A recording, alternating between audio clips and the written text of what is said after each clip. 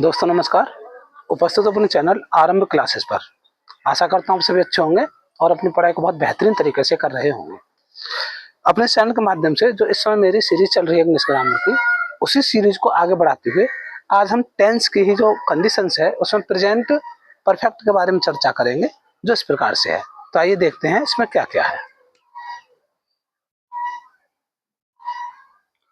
Present perfect tense. Present perfect tense, ठीक। आज हम प्रेजेंट परफेक्ट टेंस के बारे में चर्चा करेंगे, ठीक है ना। क्या होगा भाई? सबसे पहले इसका आइडेंटिफिकेशन। आइडेंटिफिकेशन यानी पहचान। क्या आएगा इसमें? The work is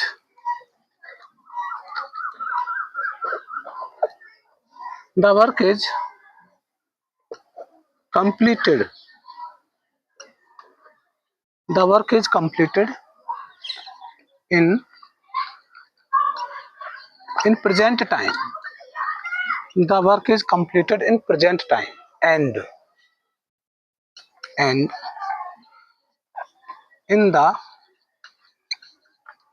end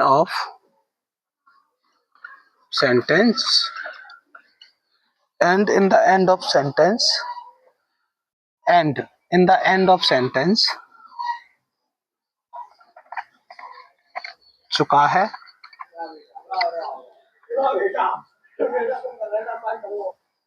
comma चुकी है, कॉमा चुके हैं।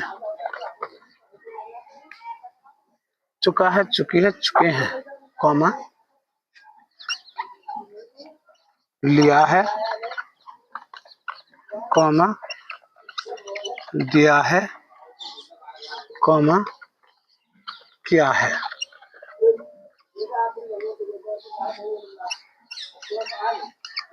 Birds are seen. ये अभी आपने जो आइडेंटिफिकेशन लिखी है ये आपकी इंग्लिश फॉर्म में है। किसमें है? इंग्लिश फॉर्म में है। क्या भाई इसमें? आइडेंटिफिकेशन मीन्स होता है पहचान। The work is completed in present time. The work means कार्य, इज मीन्स है, कंप्लीटेड मीन्स पूरा हो चुका है, इन मीन्स में प्रेजेंट टाइम मीन्स वर्तमान समय में, and in the end of sentence. And means और इन द एंड में समाप्ति के, ऑफ मीन्स के, सेंटेंस वाक्य के। चुका है, चुकी है, चुके हैं, लिया है, दिया है, क्या है, शब्द आते हैं। तो ये आपकी इंग्लिश वाली कंडीशन हो गई। हिंदी में आपको बोल रहा हूँ कि हिंदी वाक्यों के अंत में चुका है, चुके हैं, चुके हैं, लिया है, दिया है, क्या है, शब्द आते हैं तथा इन वाक्यों से ज्ञान प्राप्त होता है कि कार्य वर्तमान काल में पूरा हो चुका है। तो यहाँ तक ये इसकी आइडेंटिफिकेशन हो गई, ठीक है। वीडियो को अगर आप में बाई चांस आगे ऐसा महसूस होता है कि वीडियो के टाइम में आगे आ रहा हूँ, तो ऐसे ये इतना टाइम पर्याप्त है स्क्रीनशॉट वगैरह लेने के लिए, फिर वीडियो को पॉज करने के लिए, फिर आप इसका आराम से लिख सकते हैं, ठीक है। यहाँ पर हिंदी भी लिखनी है, हिंदी तो आप लिख ही लेंगे, बोल दिया है तो, ठीक है। अब इसका पॉइंट आएगा आपका making rule of sentence. Making rule of sentence, अनुवाद बनाने के नियम, ठीक है ना। अनुवाद बनाने के नियम। अब अनुवाद बनाने के नियम में सबसे पहला रूल लिखेंगे आप, रूल नंबर फर्स्ट, ठीक है। चलो देखते रहिएगा, जुड़े रहिएगा।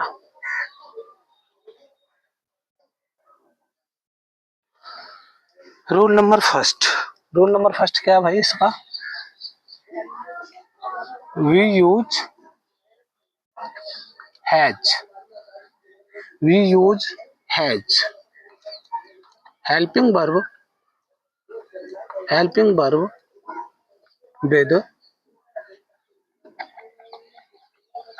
विद सिंगुलर सब्जेक्ट, ठीक है ना।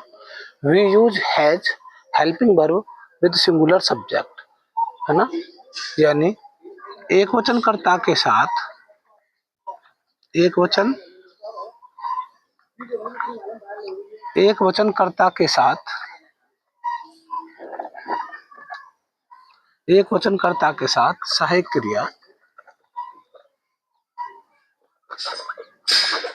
क्रिया हैज का प्रयोग। ठीक। रूल नंबर 2 क्या भाई? We use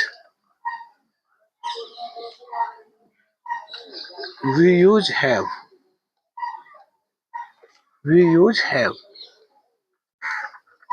helping verb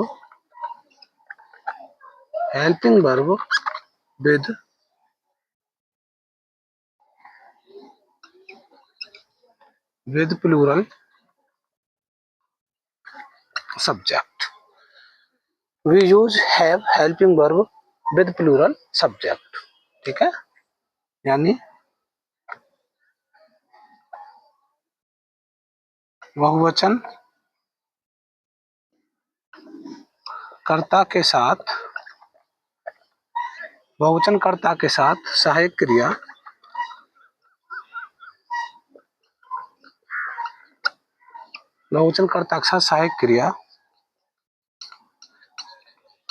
have का प्रयोग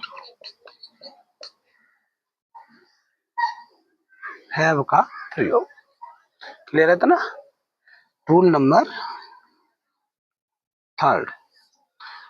थर्ड क्या भाई? रूल नंबर थर्ड है आपका वी यूज मैन वर्ब की थर्ड फॉर्म। हिंदी इसकी यहीं लिख दे रहा हूं मैं, क्रिया की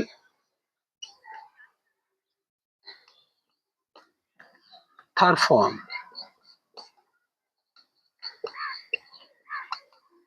फॉर्म का प्रयोग करते हैं, है ना? पहला पॉइंट लिखा है आपने कि एक वचनकर्ता के साथ सहायक क्रिया हैज का प्रयोग करेंगे। दूसरा पॉइंट आपका बहुवचनकर्ता के साथ सहायक क्रिया हैव का प्रयोग करेंगे। तीसरा पॉइंट आपका मेन वर्ब की थर्ड फॉर्म का प्रयोग करते हैं। इतना क्लियर हो रहा होगा। नेक्स्ट पॉइंट आपका रूल नंबर 4। ठीक, rule number 4।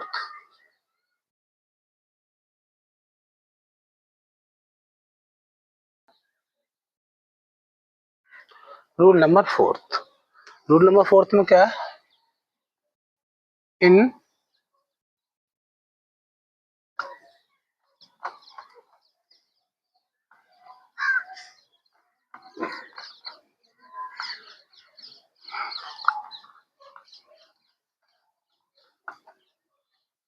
Negative sentence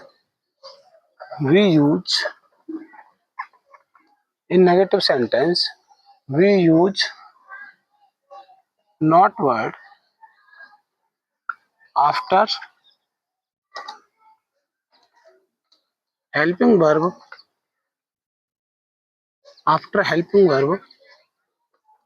has ओवलिंग have। ठीक है, has ओवलिंग have, यानी नकारात्मक वाक्यों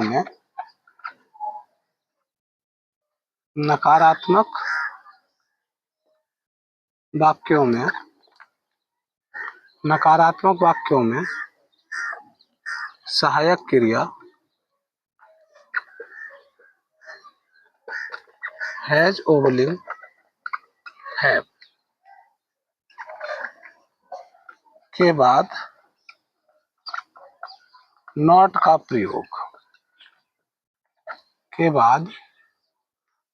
प्रयोग करते हैं।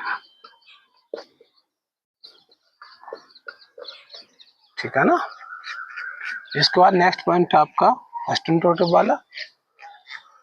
चलो इसमें करा देते हैं उसे, थोड़ा ये है कि क्लियर हो जाएगी चीजें। हालांकि इससे पहले जो मैंने आपको टेंस पढ़ाए हैं उनमें मैंने आपको ये फर्स्ट इंट्रोटिव वाला जो रूल्स है वो लिखवाया नहीं है, लेकिन थोड़ा इसमें लिखवा देते हैं। ठीक है, in first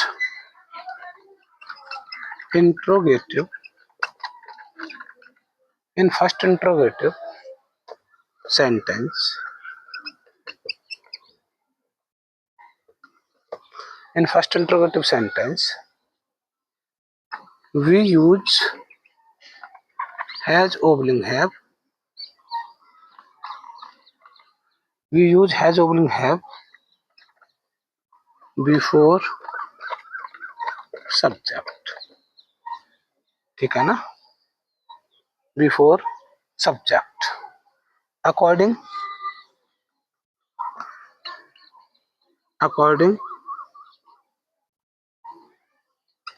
singular or plural, and use question mark in the end of sentence. ठीक है? अब देखो, in first interrogative sentence we use has oblique have before subject according singular और plural and use question mark in the end of sentence.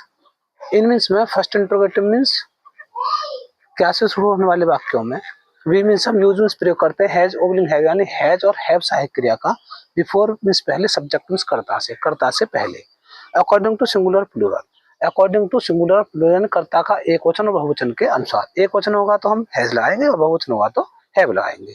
ठीक। And use question mark in the end of sentence, और वाक्य के अंत में प्रश्न सूचक चिन्ह का प्रयोग करते हैं। ठीक है ना? तो देखो हिंदी लिख रहा हूं मैं, बहुत ध्यान से लिखिएगा। क्या से शुरू होने वाले वाक्यों में, क्या से शुरू होने वाले,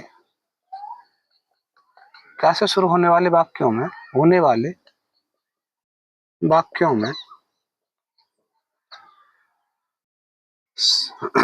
सहायक क्रिया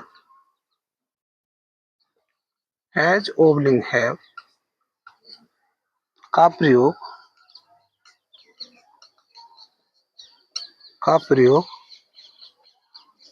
कर्ता के अनुसार सबसे पहले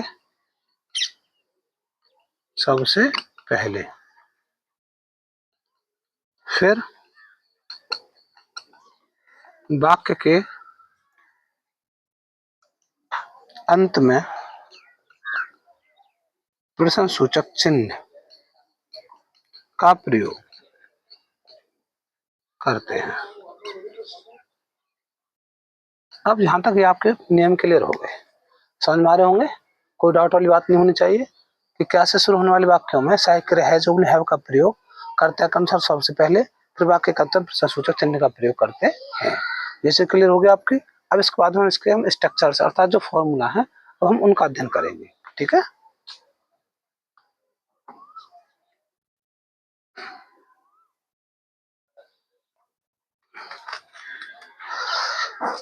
फॉर्मूला में सबसे पहले आपका कौन सा आएगा? अफर्मेटिव। सबसे पहले क्या होगा? Subject plus has oblique have plus main verb की third form plus object plus rest या फिर कंप्लीमेंट। ठीक है ना? ये आपका अफर्मेटिव का है। दूसरा होगा आपका नेगेटिव का। तो सबसे पहले आएगा आपका subject plus has oblique have plus not plus main verb की third form plus object plus rest या फिर कंप्लीमेंट।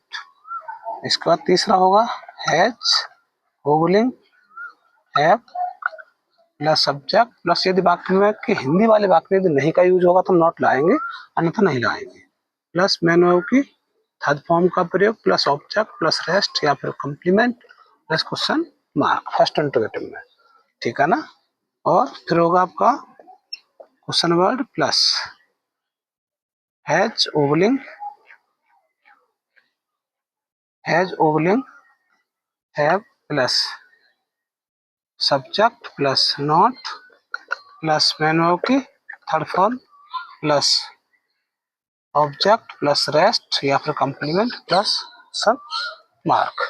ये चीजें होंगी क्लियर। ये आपके चारों फॉर्मूला क्लियर होंगे यहाँ तक। ठीक है? इसका एक एग्जांपल समझ लो आप अफर्मेटिव का। सबसे पहले एक एग्जांपल समझ लो आप बहुत ध्यान से। आवाज कम।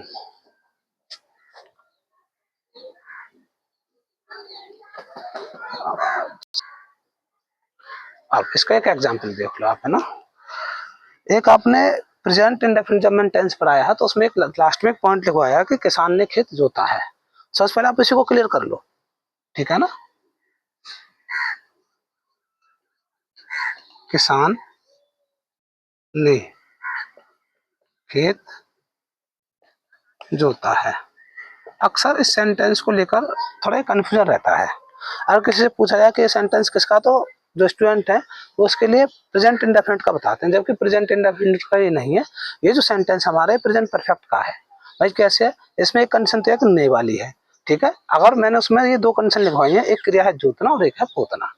एक है जोतना और एक है पोतना। जोतना की प्लोड मिस जोतना और पोतना के स्मियर्ड और व्हाइट वाश हम पीस उसके लिए यूज करते हैं, ठीक है।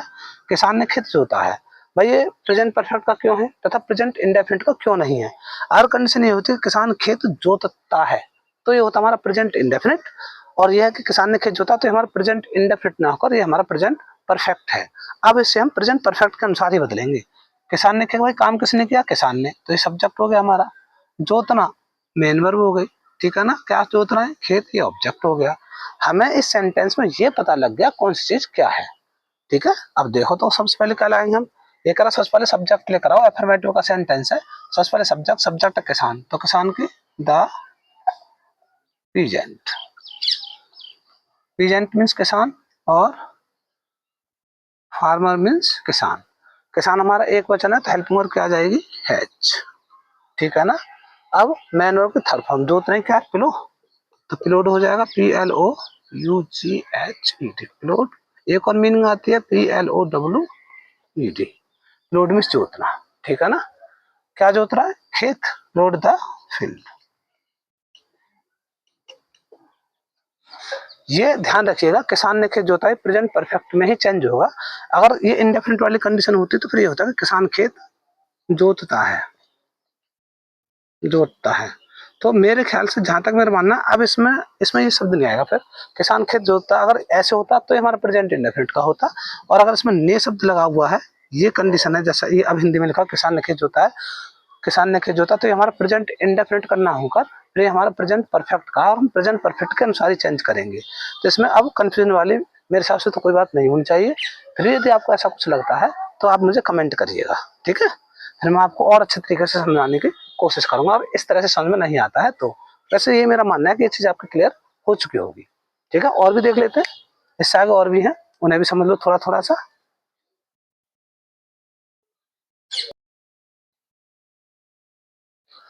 नेक्स्ट सेंटेंस है आपका, सोहन अपने मित्रों के साथ सिनेमा देखने क्यों नहीं गया है।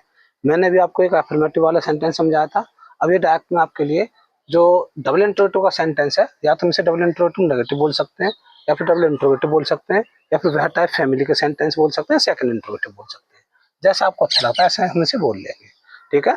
अब इसमें छटनी कर लेंगे, भाई इसका जो फॉर्मूला है आप पीछे, आप थोड़ा सा वीडियो को आगे पीछे कर लेंगे, फॉर्मूला देख लेंगे आप उसमें से, और उसको पहले आप इसमें से छटनी करना शुरू कर दो कौन चीज क्या है। देखो मैंने आपको पहले ही बताया, यदि वाक्य में हम कौन शब्द लगा दे तो कर्ता निकल के आएगा, ठीक है ना। सोहन अपने मित्रों के साथ सिनेमा देखने क्यों नहीं गया है, तो अपने मित्रों के साथ सिनेमा देखने कौन नहीं गया है, सोहन। कौन, सोहन सब्जेक्ट हो गया। जिन शब्दों में ना आ जाए वो सब हमारी मेन वर्ब है, आना जाना खाना पीना, जाना मेन वर्ब है, गया यानी जाना, है ना। चुका है चुके वाली कंडीशन है, गया है लिया है दिया है, ये हमारी पहचान के लिए हो गया। एक तो ये होगी मेन वर्ब, और देखना भी हमारी मेन वर्ब हो गई, ठीक है। दो मेन वर्ब हो गए, क्यों हमारा क्वेश्चन वर्ड हो गया, नहीं हमारा नेगेटिव वर्ड हो गया। इतना क्लियर हुआ। क्या, सिनेमा, ये हमारा ऑब्जेक्ट हो गया, किसके साथ, अपने मित्रों के साथ, तो ये हमारा रेस्ट पार्ट या फिर हमारा कंप्लीमेंट हो गया। अब इस सेंटेंस में आपको ये पता लग गया कि कौन सी चीज क्या है। अब इसे हम चेंज करना शुरू कर देंगे, ठीक है।